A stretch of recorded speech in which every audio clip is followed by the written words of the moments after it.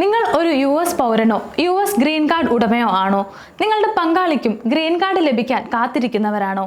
എങ്കിൽ നിങ്ങൾ കുറച്ചധിക സമയം കാത്തിരിക്കേണ്ടി വരും.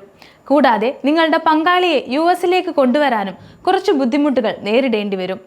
മികച്ച ജീവിത നിലവാരവും ഉയർന്ന ശമ്പളവും ലക്ഷ്യം വെച്ച് US കുടിയേറ്റക്കാരായി പോകാൻ ആഗ്രഹിക്കുന്നവരാണ് കൂടുതൽ ആളുകളും. പലരും H1B വിസ ഉപയോഗിച്ച് ജോലിക്കായി US പോയിട്ട് പിന്നീട് അവിടെ സ്ഥിരതാമസമാക്കാനുള്ള ഗ്രീൻ കാർഡിലേക്ക് മാറുകയാണ് ചെയ്യുന്നത്. പിന്നീട് അവരുടെ പങ്കാളിക്കും ഗ്രീൻ കാർഡിന് അപേക്ഷിക്കാൻ സാധിക്കും. എന്നാൽ ഇപ്പോൾ ഇതിൽ കുറച്ച് മാറ്റങ്ങൾ US ഇമിഗ്രേഷൻ വകുപ്പ് കൊണ്ടുവന്നിട്ടുണ്ട്. ഇന്ന് US താമസിക്കുന്ന പല വിദേശികളും ഗ്രീൻ കാർഡിന് അപേക്ഷിച്ച് കാത്തിരിക്കുന്നവരാണ്. എന്നാൽ 2025 ഗ്രീൻ കാർഡിന് അപേക്ഷിച്ചവർക്ക് അല്ലെങ്കിൽ നിങ്ങളുടെ പങ്കാളിക്ക് ഗ്രീൻ കാർഡ് ലഭിക്കാൻ കുറച്ചധികം സമയം കാത്തിരിക്കേണ്ടി വരുമെന്നാണ് US അഭിഭാഷകർ പറയുന്നത്. എന്തുകൊണ്ടാണ് ഈ കാലതാമസം? നമുക്ക് നോക്കാം. US ഇമിഗ്രേഷൻ വകുപ്പ് ഗ്രീൻ കാർഡ് നൽകുന്നതിൽ കുറച്ച് മാറ്റങ്ങൾ കൊണ്ടുവന്നിട്ടുണ്ട്. ഇപ്പോൾ സമർപ്പിക്കുന്ന എല്ലാ ഗ്രീൻ കാർഡ് അപേക്ഷകൾക്കും US ഭരണകൂടം ഇന്റർവ്യൂ നടത്താൻ ആവശ്യപ്പെട്ടിട്ടുണ്ട്. അതായത് നിങ്ങൾ ഒരു ഗ്രീൻ കാർഡ് ഉടമയാണ്, നിങ്ങളുടെ പങ്കാളിക്ക് വേണ്ടിയാണ് നിങ്ങൾ ഗ്രീൻ കാർഡ് അപേക്ഷ സമർപ്പിക്കുന്നതെങ്കിൽ നിങ്ങൾ രണ്ടുപേരും US citizenship and immigration service നടത്തുന്ന വിസ ഇന്റർവ്യൂവിൽ പങ്കെടുക്കേണ്ടി വരും. ഇതിൽ നിങ്ങൾ രണ്ടുപേരും വിജയിച്ചാൽ മാത്രമേ നിങ്ങൾക്ക് ഗ്രീൻ കാർഡ് വിസ ലഭിക്കുകയുള്ളൂ. ഇങ്ങനെ ഒരു മാറ്റം കൊണ്ടുവന്നത് ഗ്രീൻ കാർഡിന്റെ പ്രോസസ്സിംഗ് ടൈം മന്ദഗതിയിലാക്കുകയും കൂടുതൽ ബുദ്ധിമുട്ടുകൾ അപേക്ഷകന് സൃഷ്ടിക്കുകയും ചെയ്യുമെന്ന് US ഇമിഗ്രേഷൻ ഓഫീസിലെ ഒരു മുതിർന്ന ഉദ്യോഗസ്ഥൻ സോഷ്യൽ മീഡിയയിൽ പോസ്റ്റ് ചെയ്തു. US citizenship and immigration service കൊണ്ടുവന്ന പുതിയ മാറ്റം പല വിദേശ കുടിയേറ്റക്കാർക്കും ബുദ്ധിമുട്ടുകൾ സൃഷ്ടിക്കും. US ഇമിഗ്രേഷൻ വകുപ്പിന്റെ കീഴിൽ വർഷങ്ങളായി ഗ്രീൻ കാർഡിന് വേണ്ടി സമർപ്പിച്ച അപേക്ഷകൾ കെട്ടിക്കിടപ്പുണ്ടെന്നും പുതിയ നിയമം കൂടി വന്നാൽ വീണ്ടും സമയമെടുക്കുമെന്നുമാണ് US ഇമിഗ്രേഷൻ വകുപ്പിലെ ഉദ്യോഗസ്ഥർ പറയുന്നത്.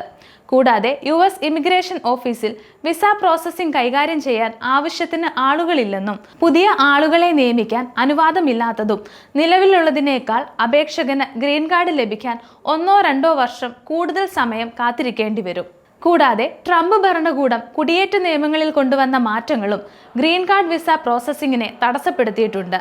2025 ഫെബ്രുവരി 18 US ഭരണകൂടം ഗ്രീൻ കാർഡ് വിസ പ്രോസസ്സിങ്ങിന് ഇന്റർവ്യൂ വേണമെന്ന നിയമം അവതരിപ്പിച്ചു.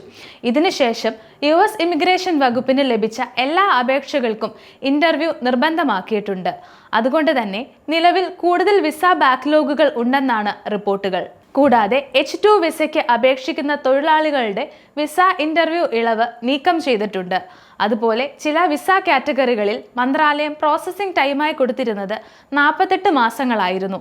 എന്നാൽ അത് 12 മാസമായി കുറച്ചിട്ടുണ്ട്. അതുകൊണ്ട് തന്നെ ഗ്രീൻ കാർഡ് അപേക്ഷകൾ പരിഗണിക്കാൻ കൂടുതൽ സമയം എടുക്കേണ്ടി വരും. ട്രംപ് അധികാരത്തിൽ പ്രവേശിച്ചതിന് ശേഷം രാജ്യത്തെ കോൺസുലാർ ഉദ്യോഗസ്ഥരുടെയും ഇമിഗ്രേഷൻ ഏജന്റുമാരുടെയും കൂട്ട പിരിച്ചുവിടൽ, ഇമിഗ്രേഷൻ ജഡ്ജിമാരുടെ പിരിച്ചുവിടൽ പോലുള്ള നടപടികൾ ഉണ്ടായി.